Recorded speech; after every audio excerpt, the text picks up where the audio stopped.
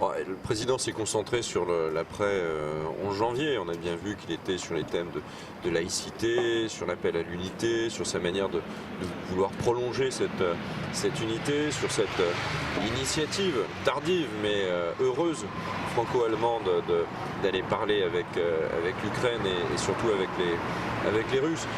Moi j'ai évidemment profondément regretté que le président parle aussi de chômage, parle aussi peu d'économie et d'emploi et de réformes sociales.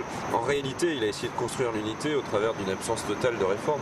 L'agenda 2015 économique et social, qui appelle des réformes tout à fait considérables pour notre pays, cet agenda, il est vide. Il y a un vide sidéral en termes de propositions économiques. Et c'est pas uniquement de bonnes intentions qui peuvent le remplir. C'est pas uniquement en disant on va prolonger l'échec de la discussion des partenaires sociaux sur le dialogue social, où on va faire plus et mieux que le pacte de responsabilité. Ce qui voudrait dire d'ailleurs que le pacte de responsabilité et la loi Macron ne vont pas assez loin. Le président dit qu'il faut aller plus loin. Comment, pourquoi, dans quelles conditions, quel regard a-t-il aujourd'hui sur la société française, sur la défiance économique qui nous caractérise? Voilà, tout ça était totalement absent de cette conférence de presse.